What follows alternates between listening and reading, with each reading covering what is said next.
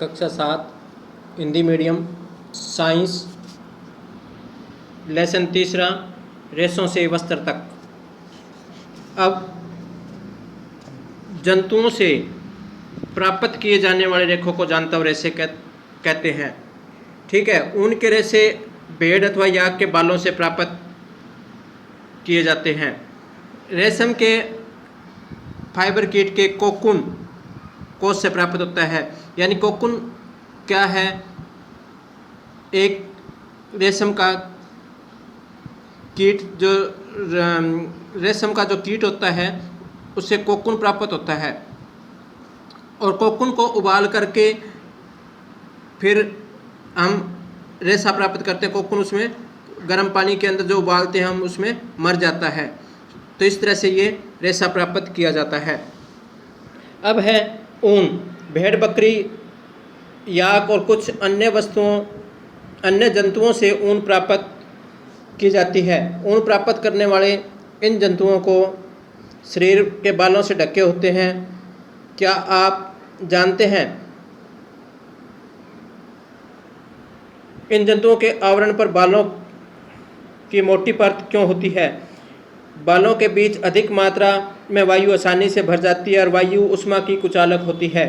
यानी कि जो भेड़ होती है, भेड़ के ऊपर जो ऊन बड़ी होती है तो उसके बीच में हवा भर जाती है। जो हवा है वो क्या है? गर्म होती है। ऊन जो है वो क्या है? ऊष्मा का कुचालक है। अब यह जंतुओं को गर्म रखते हैं। ऊन को रोएदार रेशा से प्राप्त की जाती है। अब जो है, आपने शरीर, बाहों और सिर के बालों को छू करके अनुभव कीजिए कि कौन सा बाल मोटे और रूखे प्रतीत होते हैं, कौन से मुलायम होते हैं। तो हमारी ही तरह भेड़ की रोएदार त्वचा पर दो प्रकार के रेशे हैं। एक तो दाढ़ी के रूख के बाल और त्वचा के निकट अव्यवस्थित तंतु रूपी मुलायम बाल। तंतु रूपी मुलायम बाल कर्तित ऊन बनवाने के लिए रेशे प्रदान करते हैं। भेड़ों की कुछ नस्लों में केवल तंतु रूपी मुलायम बाल ही होते हैं। इनको जनकों को विशेष रूप से ऐसी भेड़ों को जन्म देने के लिए चयन किया जाता है कि जिनके शरीर पर सिर्फ मुलायम बाल हो। तंतु रूपी मुलायम बाल जैसे गुणयुक्त भेड़ें उत्पन्न करने के लिए जनकों का चयन की प्रक्रिया वर्णात्मक प्रजनन कहलाती है। अब प्रश्न आ जाता है वर्णात्मक प्रजनन। तो गुणयुक्त भेड़ें उत्पन्न करने के लिए जनकों की चयन की जो प्रक्रिया होती है वो क्या होती है? वर्णात्मक प्रजनन कहलाती है। अब है इसमें ऊन प्राप्त करने। हमारे देश में विभिन्न भागों में भेड़ों की अनेक नस्लें हैं। यद्यपि भेड़ों की ऊन ही ऊन का एकमात्र स्रोत है, फिर भी बाजार में सामान्य रूप से उपलब्ध ऊन भेड़ की ही ऊन होती है। याक की ऊन तिब्बत और लद्दाख में प्रचलित है। यानी कि याक जो पशु होता है ये याक की नस्ल है, तो इस तरह से होता है।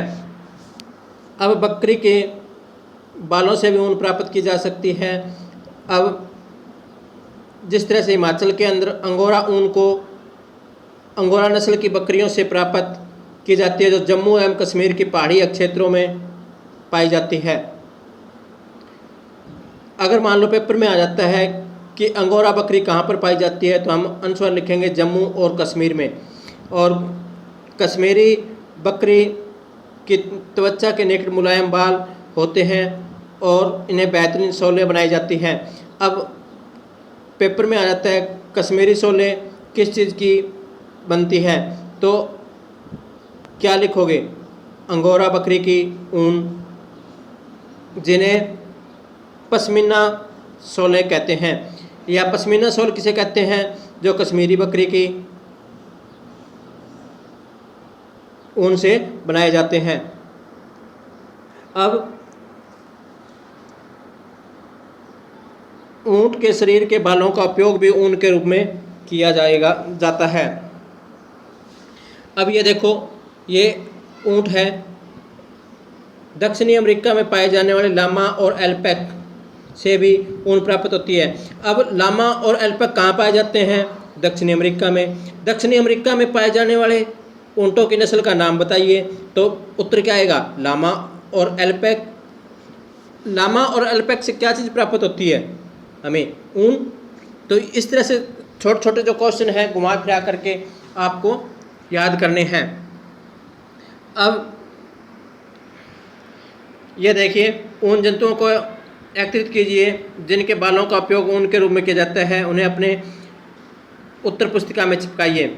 अब अपने क्षेत्रीय और देश की अन्य भाषाओं में भेड़, बकरी, ऊँट और याक जिस नाम से जाना जाता है उनका पता लगाने का प्रयास कीजिए। भारत और विश्व के मानचित्रों को लीजिए। मानचित्र पर उन स्थानों को चिन्हित कीजिए जहाँ वे जंतु पाए जाते हैं जिनसे ऊन प्राप्त होती है। ऊन प्रदान करने वाले प्रत्येक किस्म के जंतुओं को दर्शाने के लिए विभिन्न रंगों का प्रयोग करना है। अब है, ऊन प्राप्त करने के लिए भेड़ों को पाला जाता है, उनके बालों को काट करके और उन्हें फिर संसाधित करके ऊन बनाई जाती है। इसलिए आइए हम इस प्रक्रम में जानकारी प्राप्त करें। अब है, भेड़ पालन और प्रजनन। यदि आप जम्मू और कश्मीर, हिमाचल प्रदेश, उत्तराखंड, अरुणाचल प्रदेश, सिक्किम के पहाड़ी क्षेत्रों, हरियाणा, पंजाब, राजस्थान, गुजरात के मैदानों की यात्रा करें तो आप गडरियों को भेड़ों के झुंडों में चराने के लिए ले जाते हुए देखा होगा। भेड़ शाकाहारी होती है, ये मांस नहीं खाती। तो अगर पेपर में आ जाए 1 नंबर का क्वेश्चन, भेड़ शाकाहारी है या मांसाहारी, तो हम क्या लिखेंगे? शाकाहारी। या घास और हरी पत्तियाँ पसंद करती है। भेड़ पालने वाले को क्या कहते हैं? गडरिया।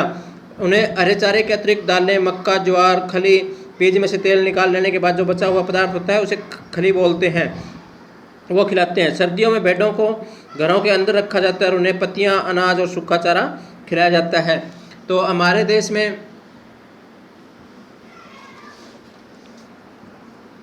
भेड़ों की कुछ नस्लों के शरीर पर बालों की घनी परत होती है जिससे बड़ी मात्रा में अच्छी गुणवत्ता